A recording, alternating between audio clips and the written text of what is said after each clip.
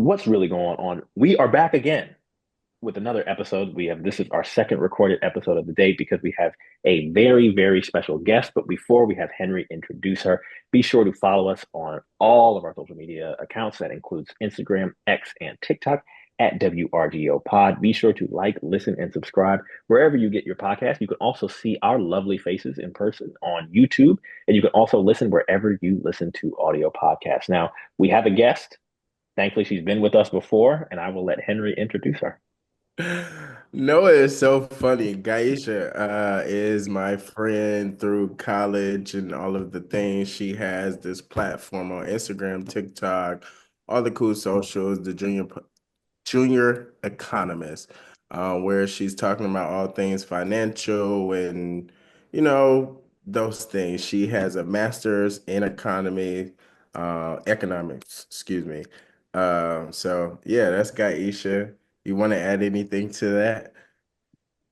Yeah, so first of all, I'm happy to be here again. Thank you all for inviting me. So you covered, so I do have my master's in economics and I do serve as a junior economist on this platform. But I'm also the executive director of a nonprofit organization called Scholars and Dollars. And that is where I take my economics background from academia and as well as corporate America, and I package it in financial literacy and give it to young adults so they won't make the same mistakes in which that I know I've made and a couple of my friends have made, and as well as so they will be prepared for the future with my economic insights, which is what I'm going to, share with the audience today. So I look forward to it. But Well, yes, thank you for the intro. well, fortunately or unfortunately for you, I am actually that audience as I am certainly one in need of financial guidance. So So count me down as one of those people too. Well, like once again, we appreciate you for accepting the invitation back. So I think, I think just given everything that's kind of been happening, I'm sure in the last month, I know you've been busy on your own platform, just kind of talking about the economy right now. You can take this any type of way that you want, whether it's a long-winded explanation or a very high-level one. Um, can you explain to our audience actually what a tariff is and how they actually impact the economy? Because I feel like we talk about, oh, it's the word tariff, tariff, but no one actually understands like what it actually is or how it can actually impact your bottom line. So feel free to take that any way you want to. I know you've talked at length about this on your own platform, but the floor is yours. Of course. Yeah. So to give like a very simple definition is that it is a consumer tax, right? It means that it is a tax in which that we all pay for buying goods um, from businesses that have been impacted by the Liberation Day policies in which that Trump put into play. Now, to give you like the whole explain like five explanation, think of it as, let's say if your mom told you not to go over to Timmy's house or what have you, or she was like, okay, like if you decide to go over there, I'm gonna charge you $5 for each time in which that you visited his house, right?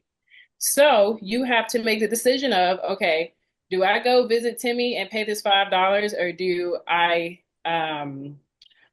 I basically like just stay at home?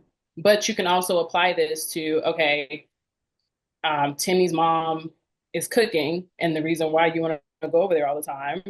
But like, would you rather prefer like your mom's cooking or his mom's cooking? And that is like a very oversimplified version of what the United States is trying to do with China and as well as other countries right now. So whereas they are trying to bring back, um, well, they're trying to bring back American manufacturing through incentivizing us to buy from the home front rather than like going to Shein, AliExpress, Alibaba, and sites like that. So whereas, you could literally pay, I mean, $2 for some type of house trinket, whereas over here you would be paying $20. So they're trying to reverse that to whereas we would prefer to buy from like your local IKEA or things of that nature. My first question is that even, I think the thing that it gets lost in this is that they're trying to build American manufacturing. How is a tax on stuff that we don't even make here? Like we can't make coffee, we can't produce avocados. So how is putting a tax on avocados that are grown in Mexico? I know like the theme. How is that going to then all of a sudden build another steel plant in Ohio? Like, is there even a dot for you to connect between those things? So you bring up a point in which that a lot of economists have been debating is that we're like, okay, we can understand this if you had of like started the efforts to nearshore or even onshore American manufacturers 10 years ago, and then you decide to like put this, jackhammer on China and as well as like other countries. But the fact that you're doing this and we don't even have the infrastructure to even support any of these efforts is very pointless.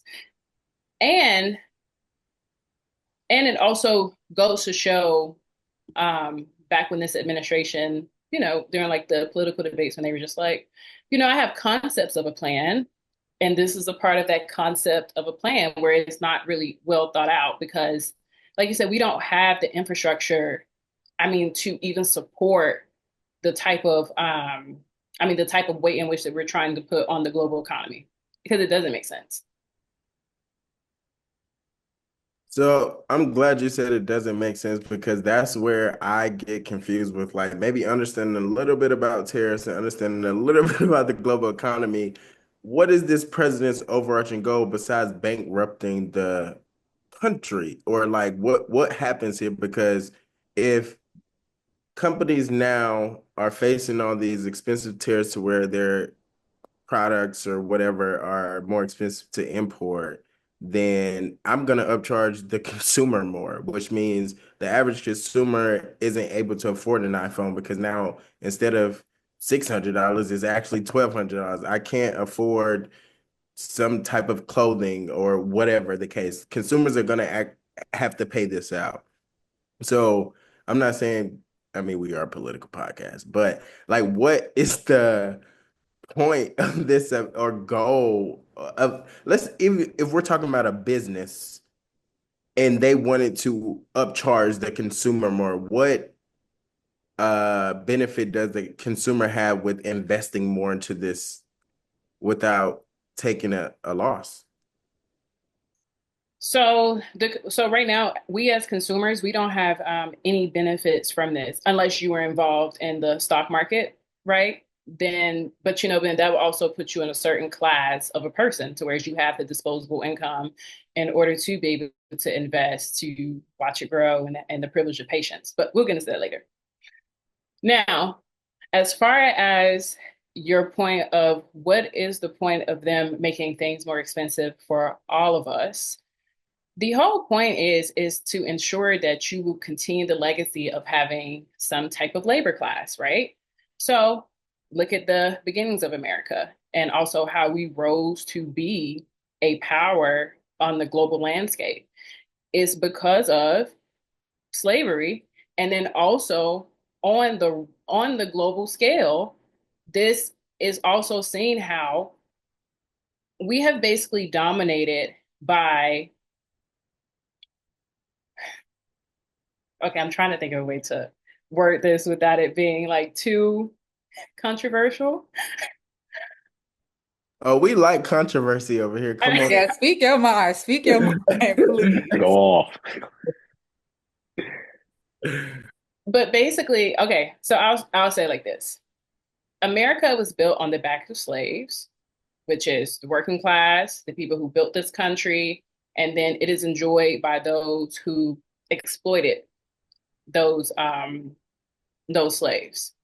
The same thing has happened on a global landscape, except they are trying to reset whatever timeline or whatever or whatever like economic um Hmm. See what you mean? Because on some conspiracy stuff, now guys, I'm like, they about to be mad. So like, I can so how they saying this administration and the people that are putting these tariffs in place mhm. are putting these tariffs in place because they're attempting to reconstruct the foundation of which America is now gaining its capitalistic gain system, whatever word you want to throw in there, because they see that more minorities or working class air quote people or persons are gaining access to this small percentage in small increments, and they see that that percentage is decreasing in skin tone, likes of value, so on and so forth. Am I tracking here? Yes, absolutely. Like you're saying what I was trying to think of what is politically correct to say.